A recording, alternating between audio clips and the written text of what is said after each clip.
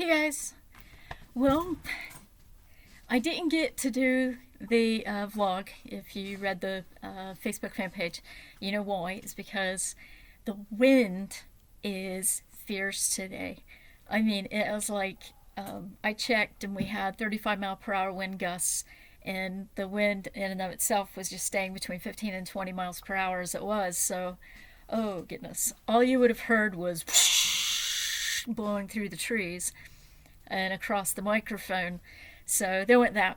But I did get a bunch of chorus frogs recorded over at the bog that's in front of the strip mine. And so I got that done. And I found this lying on the ground. Yeah, some of you might be interested in seeing this. You see, it's just paper thin. And it looks like something from an old book, but it's not. This is birch. This is the bark off the trees. It's a river birch was this one. But anyway, so I thought that was pretty cool as a little find for the trip. And of course, then there was this one that had come off and stuff. So, anyways, that was a bit of the stuff that I came across, and I didn't get an it, mainly because it was sort of like I wanted to use the trip as a chance to go up and just catch some video, and then get some photographs and stuff to use for another zine like this. Those of you who've seen my zines, this one's covered now with notepad little stickers, and so is this one, because I got a bunch of stuff that I'm adding to these tonight. But anyway, so there went that. But it was really nice just sitting up there at the bog and seeing how much the strip mine had changed again, from when I was a little kid, when it was just utterly horrible, and now it's grown in with trees and everything and the bog and all that. And there's some more pictures that I'll put in later that show you what it looks like on the ground all around through there. It's just all coal the whole way. And that was pretty much it. That has been the day. And now it's time to get on to my 30 minutes of my 100 days of swatching. So today's going to be day 3. And that's going to come off again as something from the book. And I've got I'm still going to knit, I think. I'm pretty certain I'm going to knit. And I've got my knitter's knit stitch dictionary, because instead of going with Fair Isle this time, I'm going to see what else I can do as far as stitches go, because really with Fair Isle you're just doing the stockinette stitch all the time, and I want something different. So I'll see what I can come up with from the pictures, and either just using one or coming up with a combination of pictures and seeing what kind of stitch patterns might match up out of the book. So anyways, I will catch you guys later. See ya. Oh. Hey guys, so I'm back. So I did my half an hour, actually I went above that, it was about an hour, doing the Swatch, my day 3 of my 100 days Swatch challenge. And I don't know what I did. Well, I do know what I did. I don't know how I did it, but I did it.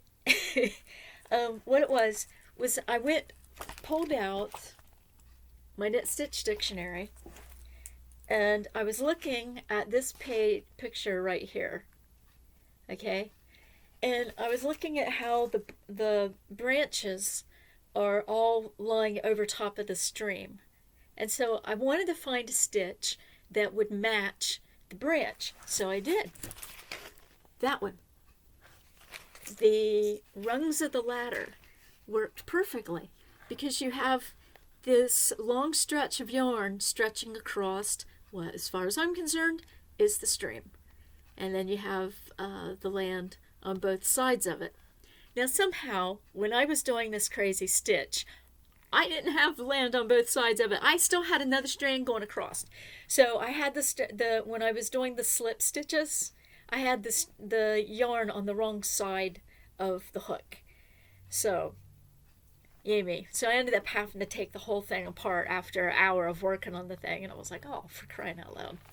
But what it did do, as I was looking at this, is I decided that the 3 stitches that really represent the whole ravine going up to the waterfalls is 1, the rungs of the ladder stitch, with the strand crossing over the other stitches, which the other stitches then become the stream. Okay, and then the land on each side, which can also be the rocks that are on each side of the stream too as well.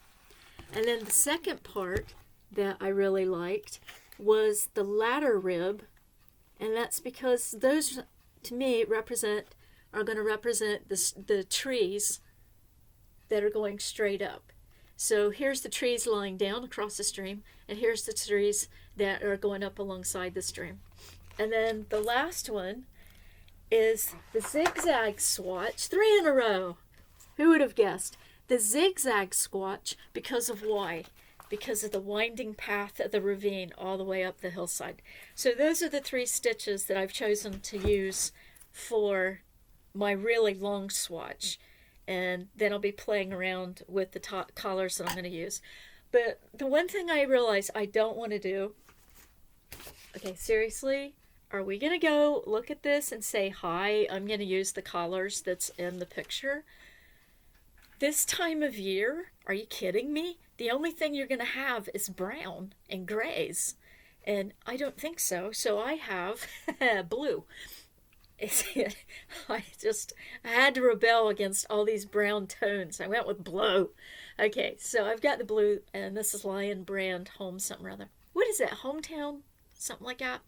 Hometown USA, I think, is what this is. And it was, I can't remember the name of the yarn.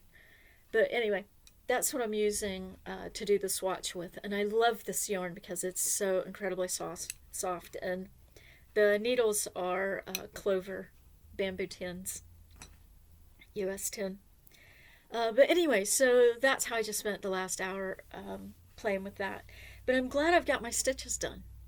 And of course, I'm not going to use this collar for each section of the swatch as it goes up. And yes, this is going to become a really long swatch as I keep playing with it and playing with yarn sizes and needle sizes, and that's going to cave in.